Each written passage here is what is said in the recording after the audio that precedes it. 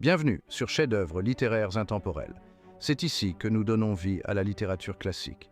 Préparez-vous à parcourir le monde avec Phileas Fogg dans le Tour du monde en 80 jours de Jules Verne.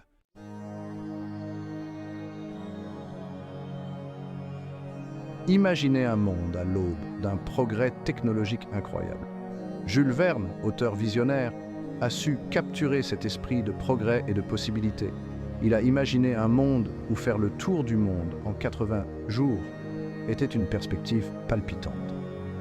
L'histoire est centrée sur Phileas Fogg, un homme de précision et d'une détermination sans faille. Lorsqu'il parie dans son club londonien qu'il peut faire le tour du monde en 80 jours, sa vie est bouleversée. Il est accompagné de son fidèle valet, Passepartout, dont la nature impulsive contraste avec le comportement calculateur de Fogg. Ce choc des caractères crée une dynamique délicieuse alors qu'ils naviguent entre les défis et les triomphes qui les attendent. Alors êtes-vous prêt à conquérir le monde en 80 jours? Notre voyage commence maintenant.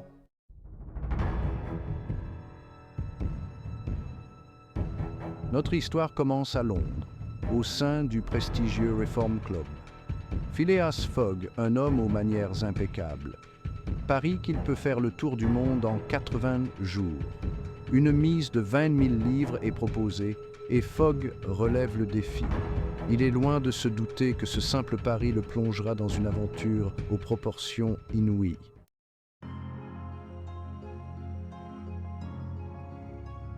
Le Reform Club, avec son atmosphère exclusive, offre un contraste saisissant avec l'aventure trépidante qui attend Fogg. Tandis que Fogg prépare son départ, le club bruit d'impatience.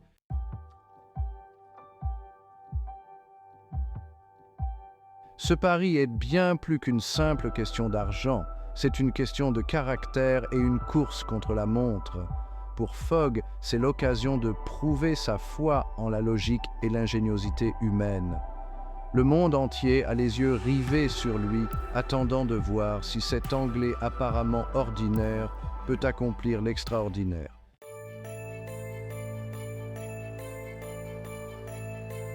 Quelques heures après avoir fait le pari, Fogg est prêt à partir. Parmi ceux qui lui souhaitent bonne chance se trouve Passepartout, son nouveau valet de chambre.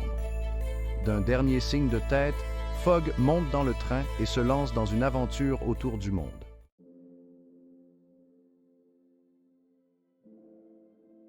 La campagne anglaise défile à toute vitesse, tandis que Fogg reste absorbé par ses calculs. Passepartout, quant à lui, ne peut contenir son excitation, parlant sans cesse de leur itinéraire.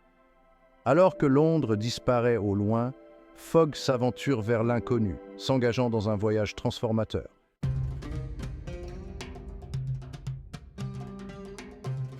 La première étape de leur voyage les mène à travers l'Europe jusqu'à Suez, une ville portuaire animée. Pour Fogg, cela représente le progrès et l'efficacité. Passepartout, lui, est captivé par les curiosités et les bruits, tandis que Fogg reste concentré sur l'horaire.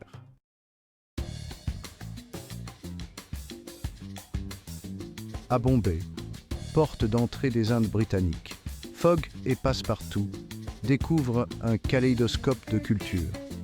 Passepartout se plonge tête baissée dans cette expérience, tandis que Fogg, lui, garde un œil attentif sur leur emploi du temps.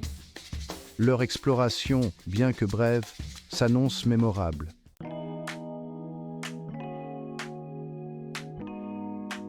Passepartout s'aventure seul dans Bombay et entre dans un temple hindou. Oubliant de retirer ses chaussures, il offense les prêtres, provoquant une certaine agitation. Fogg arrive, s'excuse et parvient à apaiser les prêtres offensés.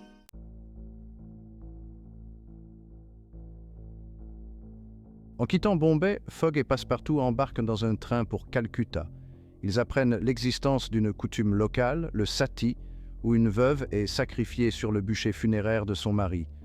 Fogg trouve cette pratique abominable mais hésite à intervenir.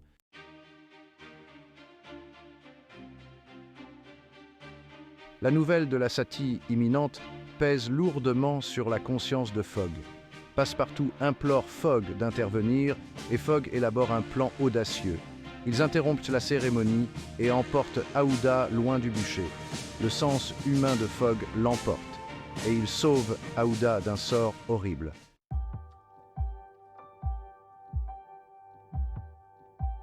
Leur fuite est semée d'embûches alors qu'ils traversent la jungle à toute vitesse. Ils trouvent refuge dans un petit village où Aouda reçoit des soins médicaux. Leur voyage à Calcutta continue avec Aouda, reconnaissante en tant que compagne. Fogg est maintenant responsable du bien-être d'Aouda, ce qui ajoute à la complexité de son voyage.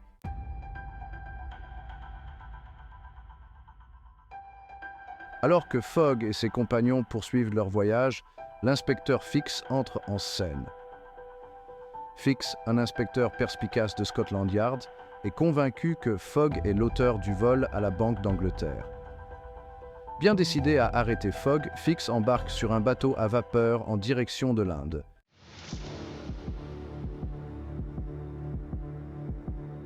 À l'insu de Fogg, Fix le suit de près, le prenant pour un génie du crime. Fix se lie d'amitié avec Passepartout, profitant de sa nature bavarde pour recueillir des informations. Au fil de leur voyage à travers l'Inde, les soupçons de Fix commencent à s'estomper. Laissant derrière eux le chaos vibrant de l'Inde, Fogg, Passepartout et Aouda ont mis le cap sur Hong Kong, un autre carrefour animé du commerce et des échanges culturels. Ils ont embarqué sur un bateau à vapeur, une merveille de l'ingénierie victorienne, son pont bondé de passagers venus des 4 coins du monde. Le voyage à travers le golfe du Bengale et la mer de Chine méridionale leur a offert un répit bien mérité. Fogg a repris son emploi du temps méticuleux, étudiant des cartes, lisant des journaux et se livrant à des parties de whist avec d'autres passagers. Passepartout, toujours curieux, s'est retrouvé captivé par le fonctionnement du navire, engageant des conversations animées avec l'équipage. Aouda, encore convalescente de son épreuve en Inde, passait ses journées sur le pont, contemplant la vaste étendue de l'océan. Hong Kong, une colonie dynamique grouillant de marchands, de marins et d'aventuriers, a marqué une autre étape cruciale de leur voyage. Fogg, toujours en avance sur son temps, avait déjà organisé leur passage vers Yokohama, au Japon, mais leurs plans ont été contrariés lorsqu'ils ont découvert que le bateau à vapeur qu'ils devaient prendre ne partirait pas avant une semaine. Sans se décourager, Fogg a conçu un plan alternatif. Il a appris l'existence d'un pilote prêt à les emmener jusqu'à Shanghai, d'où il pourrait, espérons-le, obtenir une place sur un paquebot postal du Pacifique à destination de San Francisco.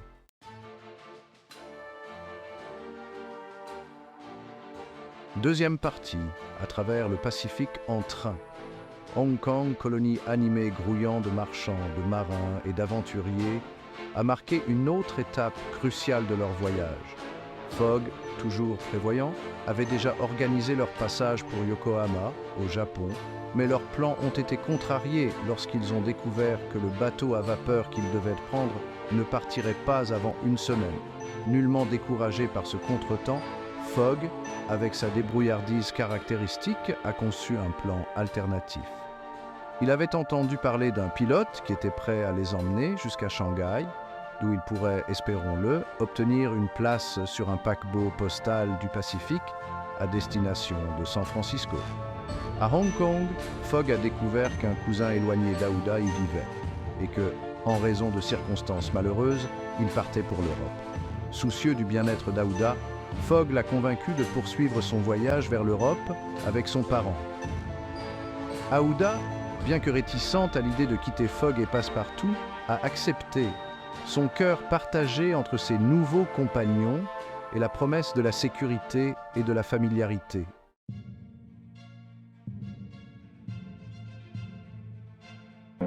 Troisième partie, une rencontre périlleuse dans les plaines.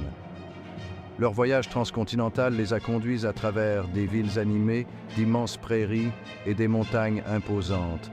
Ils ont admiré les prouesses techniques du chemin de fer, l'immensité des paysages américains et la diversité de ses habitants. Cependant, leur périple ne fut pas sans danger. Alors qu'ils s'aventuraient plus profondément dans l'Ouest américain, Ils se sont retrouvés au cœur d'un conflit entre les colons et les tribus amérindiennes, pris dans un choc des cultures et une lutte pour la terre et les ressources. Un jour fatidique, leur train fut contraint de s'arrêter, les voies étant bloquées par un troupeau de bisons. Alors que les passagers et l'équipage attendaient impatiemment que le troupeau passe, une bande de guerriers Sioux, le visage peint pour la guerre, a encerclé le train. La peur et la tension s'emparèrent des passagers lorsque les guerriers montèrent à bord du train, leurs intentions restant floues. Fogg, avec son calme habituel, conseilla à chacun de rester calme et d'éviter toute action provocatrice. Passepartout, cependant, ne put contenir sa curiosité et se retrouva entraîné dans une conversation avec l'un des guerriers aux grandes dames de Fogg.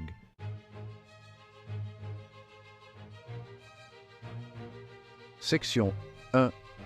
Terre en vue. Après ce qui leur a semblé une éternité en mer, les côtes escarpées de l'Angleterre ont émergé de la brume, un spectacle bienvenu pour les voyageurs fatigués. Fogg, toujours maître de lui, consulta sa montre de poche avec un mélange d'impatience et d'appréhension. Il avait traversé des continents, des océans et fait face à d'innombrables obstacles imprévus. Maintenant, la ligne d'arrivée était à portée de main, mais serait-ce suffisant?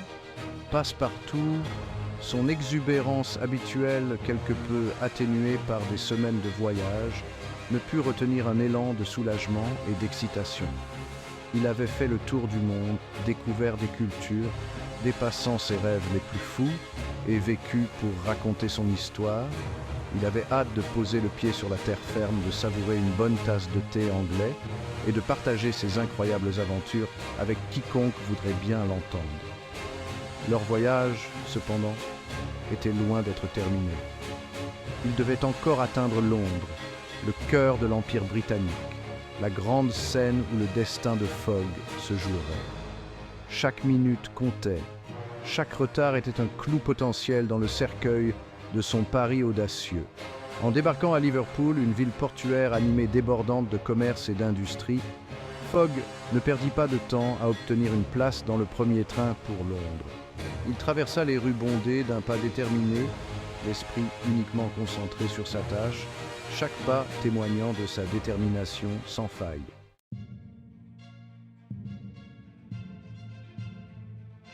Le voyage en train vers Londres était un mélange flou d'anticipation et d'anxiété. Fogg, habituellement si stoïque et sûr de lui, se retrouvait à arpenter les confins de leur compartiment, son esprit parcourant des calculs, les nerfs à vif. Passepartout, sentant le malaise de son employeur, tenta d'égayer l'atmosphère avec des anecdotes de leurs aventures, mais sa gaieté habituelle semblait forcée, son cœur lourd d'un pressentiment. Alors que le train entrait en gare de Londres, une vague de soulagement a submergé Fogg. Il avait réussi, contre vent et marée, il avait fait le tour du monde dans le temps imparti. Mais son moment de triomphe fut de courte durée. Une voix bourrue retentit à travers la foule animée. « Phileas Fogg, je présume, vous êtes en état d'arrestation. » Le détective Fix, le visage marqué d'un mélange de triomphe et de déception, émergea de la foule de passagers, un mandat d'arrêt à la main. Fogg, son monde bouleversé en un instant, ne put que regarder avec incrédulité le détective lui expliquer les charges. On l'accusait d'avoir dévalisé la Banque d'Angleterre, son voyage méticuleusement planifié, ses aventures audacieuses, tout cela pour rien. C'était un cruel coup du sort, un coup dévastateur qui menaçait de briser son sang-froid et de détruire tout ce pourquoi il avait travaillé.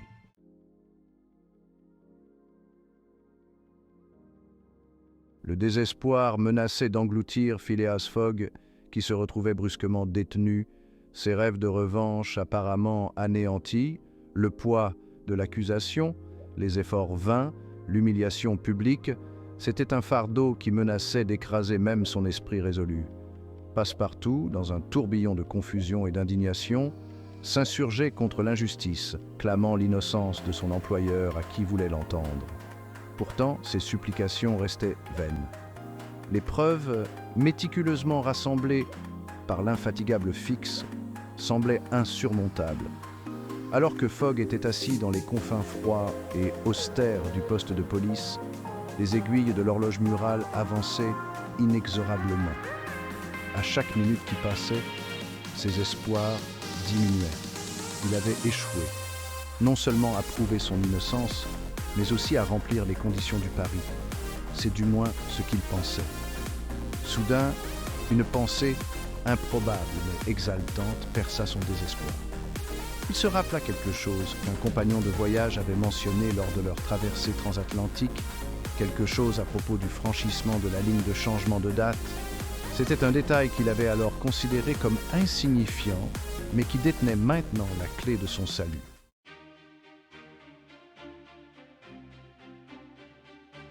Faisant la course contre la montre, Fogg calcula leur itinéraire, retraçant méticuleusement leurs pas à travers les continents et les océans. La réalisation l'a frappé avec la force d'une révélation. En voyageant vers l'Est, ils avaient gagné un jour, précieuses 24 heures passées inaperçues dans leur poursuite incessante de la date limite. Sans un instant à perdre, il héla un fiacre, le cœur battant d'un espoir renouvelé. Passepartout, d'abord déconcerté par l'urgence soudaine de son employeur, se précipita après lui, son esprit luttant pour suivre le rythme de ce retournement de situation inattendu. Faisant irruption à travers les portes du Reform Club quelques instants avant que l'horloge ne sonne l'heure fatidique, l'apparition de Fogg provoqua une onde de choc parmi les membres assemblés. D'abord muets, ils éclatèrent dans une cacophonie d'étonnement et d'incrédulité. « Messieurs !» annonça Fogg, la voix calme mais résolue. « J'ai l'honneur de vous informer que j'ai remporté le pari. » Il exhiba son carnet de voyage méticuleusement tenu, chaque inscription témoignant de son incroyable périple, chaque tampon et visa confirmant silencieusement son triomphe. Les jours suivants en furent un tourbillon de félicitations et de célébrations. Les journaux saluaient Fogg comme un héros national, captivant l'imagination de toute une nation. Le détective Fix, initialement déçu, se laissa emporter par cette vague de bienveillance. Il présenta des excuses sincères, ses soupçons ayant fait place à l'admiration. Pour Fogg, la véritable récompense allait au-delà des honneurs et des gains financiers. Son voyage, motivé par un pari, l'avait profondément transformé. Il découvrit en lui une compassion qu'il ignorait. Et puis, il y avait Aouda. Leurs expériences communes avaient tissé un lien profond entre eux. Ce qui avait commencé comme une mission de sauvetage s'épanouit en amour. Le voyage de Fogg était bien plus qu'une course contre la montre. C'était un voyage de découverte de soi et un témoignage de la puissance durable de l'esprit humain.